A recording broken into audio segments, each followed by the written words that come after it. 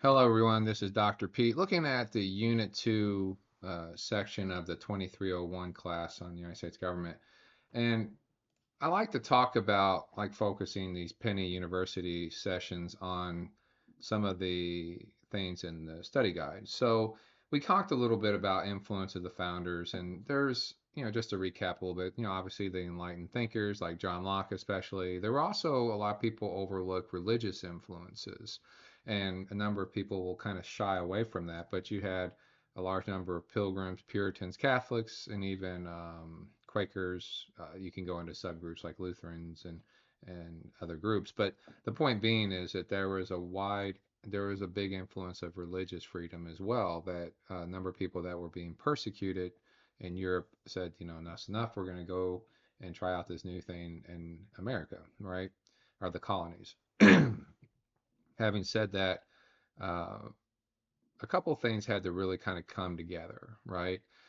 One, you had this persecution of people and this sense of not, you're under kings, this system of despotism and dictatorship, if you will, if you want to use those words, was not something that a lot of people liked.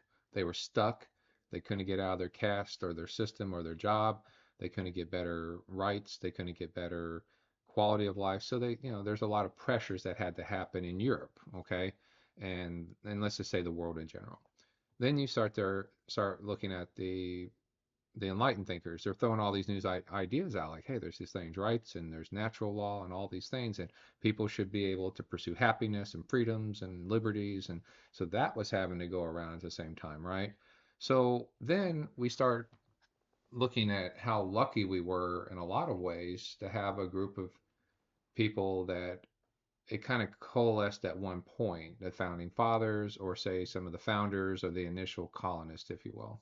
And as wealth and power and politics started growing in this new country, the United States, that group of people came around and took a country, or if you will, colonies that weren't really all that sewn together and they weren't of the same beliefs.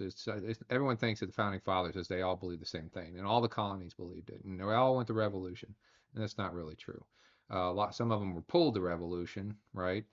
Some of those Tory elements, if you will, British, still loyal to the British crown, and then there were some that just couldn't get there fast enough to the revolution, right? So there was a process of that, right? Of these founders saying, we need, you know, representation and rights, and we have to have more control over taxation, and that wasn't going on because of the British form of dictatorship. So that's further, that's another thing that kind of moved people towards revolution in colonies and discontent.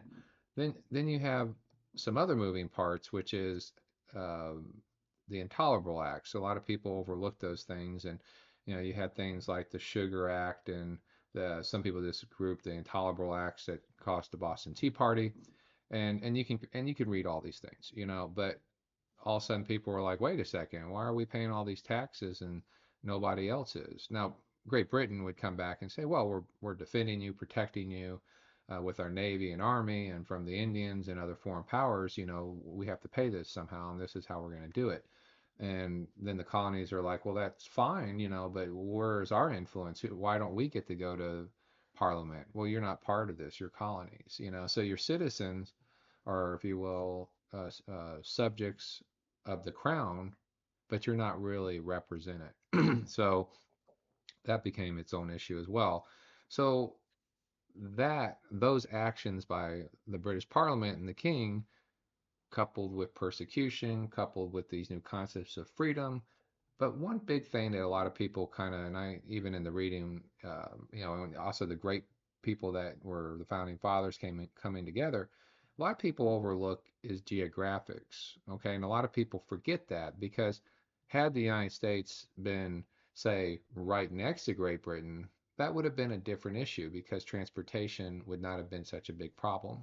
Communication would have been easier, transportation easier. But instead, we have this situation where the colonies are so far away, they're kind of used to self-rule, they're self-government. So while all these, theories and persecution, great people, all that, one thing that really drove this is the isolation and the need for self-government, local control, local government, right? And that became a huge driver in this whole push for freedom and things like that. So, the Boston Tea Party, then there's the Revolution, and I always note that too with the Revolution is we had some good people in place there. George Washington. Had Washington not been there, he wasn't the best general at the time. Like he wasn't, he was just a light colonel in a British militia, right? He wasn't really, and some people claim he caused the French and Indian War.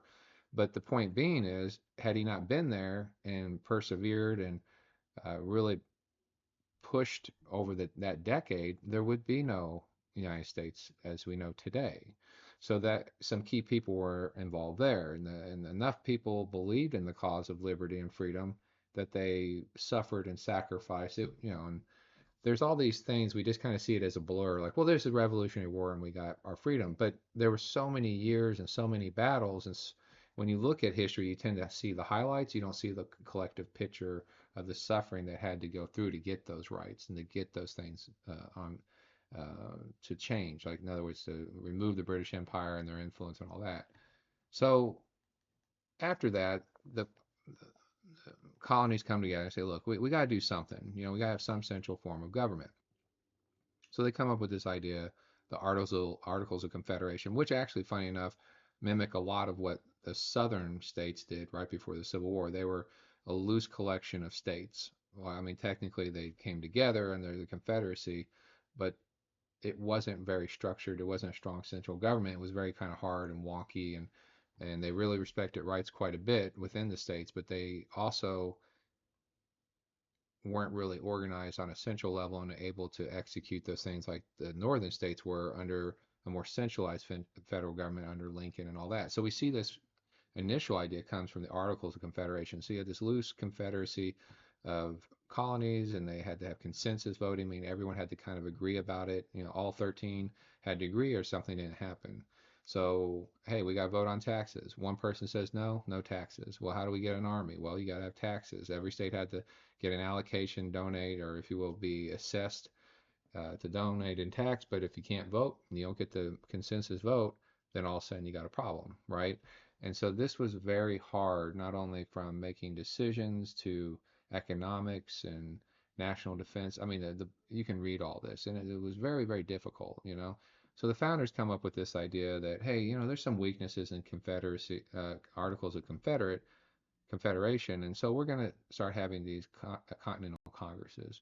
And in essence, what happened is they met and met, and then finally someone said, okay, we're going to get this new, we're going to edit the Articles of Confederation, meaning just get rid of them and put this new thing called the Constitution in.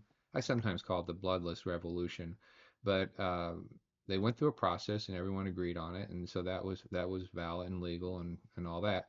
So what happened was once the Constitution was signed, it had to be ratified by 9 of the 13 states, right? And it was not an easy task. According to the reading, over 3 years, right?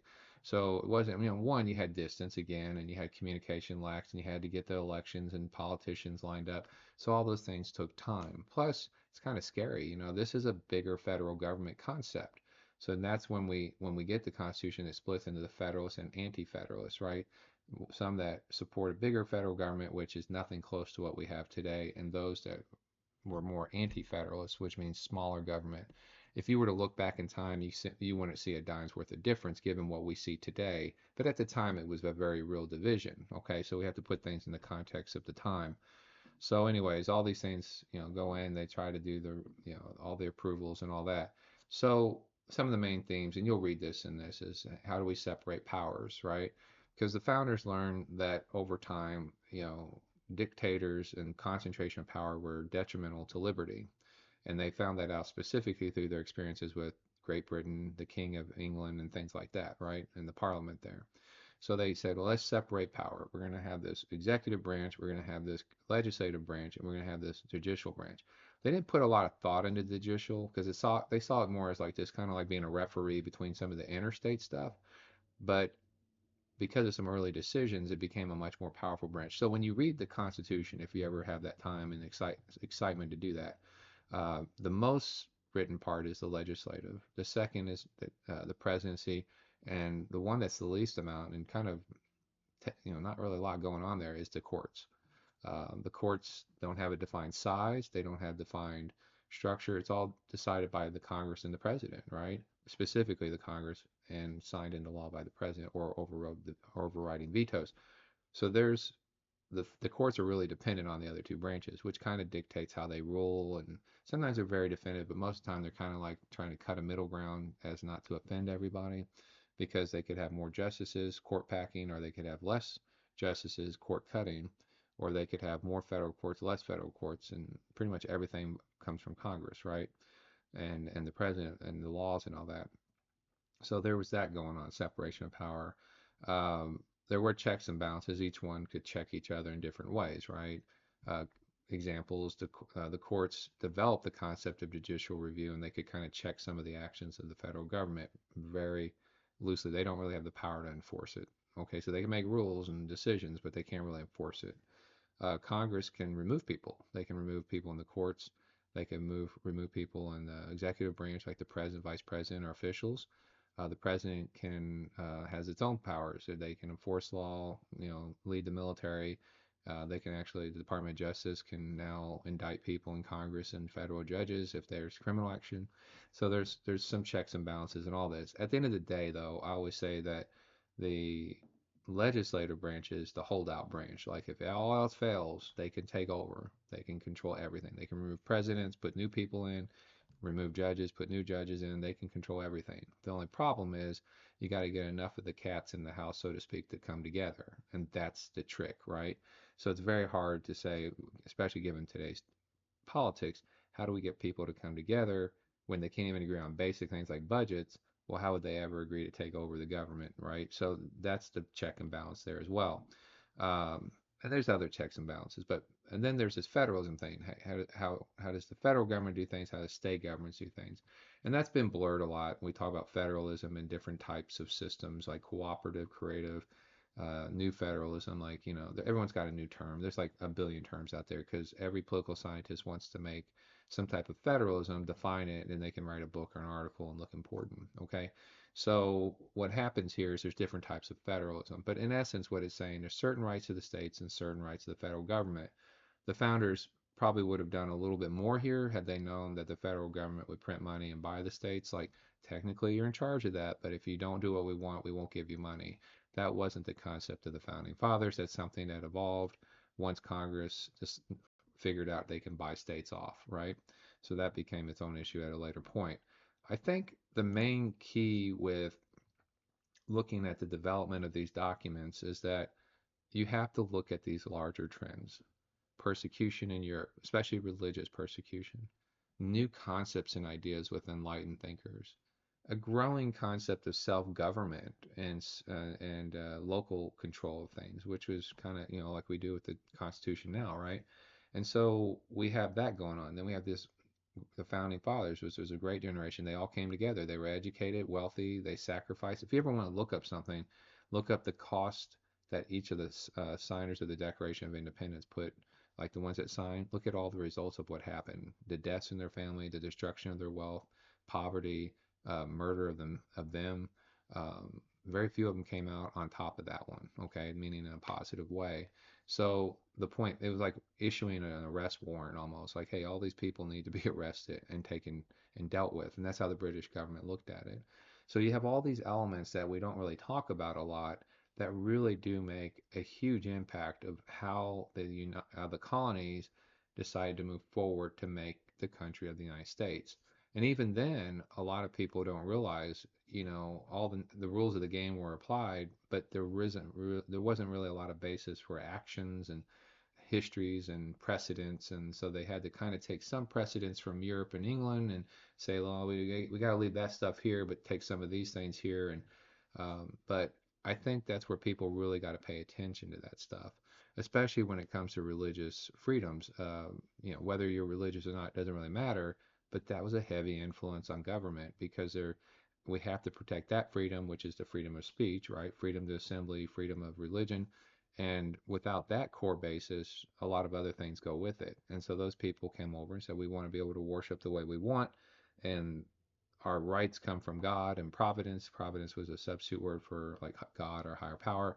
So we have to put all these things in perspective when looking at this issue and this topic. So lots of things out there to review, but also to, I would give a word of caution, put things in context. Okay, so you got to remember this stuff happened hundreds of years ago. Things, communication was different, uh, education was different, health was different, economics, all these things were different, even cultural, religion, all that, right? And sometimes we put things in the lens of today, looking back, and that's not entirely fair, right? Having said that, it would not be fair if people in the past looked forward, they see in the future and say, oh, well, look how jacked up everything is.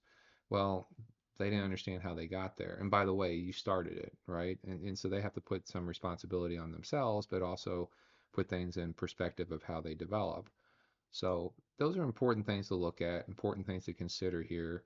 And I'll keep continuing these Penny University things to give you some, bigger picture, bigger concept things, but also little pieces of specific information or say stories that help put things in perspective.